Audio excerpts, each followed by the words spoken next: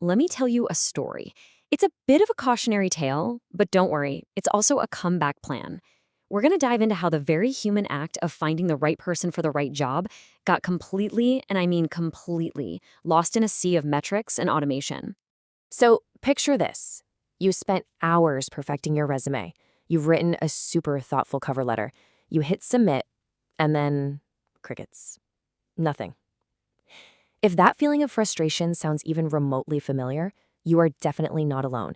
It's actually a symptom of a massive, systemic problem in the hiring world. And there's a name for this phenomenon of silent applications and widespread frustration. A pretty blunt one, actually. The source material for this explainer calls it enshittification. It's that slow, creeping degradation of a service that happens when the process itself becomes way more important than the people it's supposed to be serving. Now look, this problem goes way beyond just bummed-out candidates. We're talking about a full-blown hiring crisis here. And the crazy part is, pretty much everyone involved is unhappy with the way things are. I mean, the pain of this broken system is everywhere you look. Candidates feel ignored, like they're just another number. Recruiters, they're burning out at record rates from an impossible volume of work. Hiring managers are getting these short lists of candidates that are, well, not great. And at the end of the day, the companies themselves pay the ultimate price with costly failed hires and people leaving left and right. It's a system that's failing at literally every single level. So this begs the question, right? How on earth did we get into this mess? It wasn't some overnight collapse. No, it was more like a gradual slide, a series of decisions that, on their own, probably seemed logical. But together, they just slowly chipped away at the real value of finding great people. It all started in what the source calls a golden age. This was when external search firms were king, and it was all about high-touch relationships and finding top-quality candidates. Then, the first shift happened. Companies started bringing recruitment in-house to save some money. Makes sense, right? But here's where the slippery slope began. Finance and procurement folks got involved, and they started seeing recruitment not as a strategic partner, but as a cost setter you just had to minimize. And that one little change shifted the entire focus from quality of hire to cost per hire. Fast forward to today, and technology has basically put that trend on steroids, creating this high-volume, low-touch world that's just hollowed out the human element completely. And this shift in mindset was absolutely fundamental. Recruiters went from being valued, strategic partners to just being a line item in a budget. The whole process became transactional instead of being relationship-driven. The key metric warped from the quality of the hire to the cost of the hire. And all that genuine strategic guidance, it got replaced by this misguided chase for economies of scale. But just when things seem their absolute bleakest, a powerful new force emerges on the scene: generative AI. And this technology, well, it's presenting us with a massive choice. Is it just going to make all of this worse? Or could it, and this is kind of counterintuitive, actually be our salvation? You see, the technology itself isn't inherently good or bad. It's just a tool. The real story here is going to be written by the choices we make in how we decide to use it.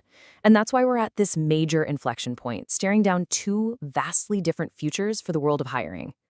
We're facing two very distinct paths.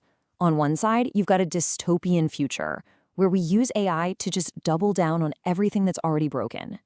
But on the other side, there's a redemptive path, where this brand new technology is used to fix the very problems that the old technology created. And the contrast between these two futures couldn't be more stark. The dystopian path, that's using AI for even more automated, generic spam, completely removing human judgment, all to optimize for speed and volume.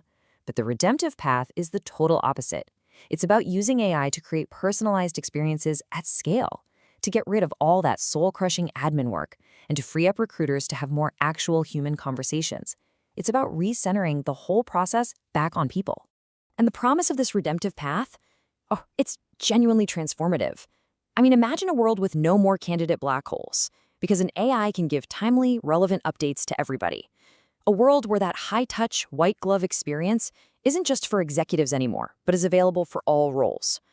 A world where AI doesn't replace recruiters, but augments them, makes them better, not obsolete. And look, this isn't just some wishful thinking.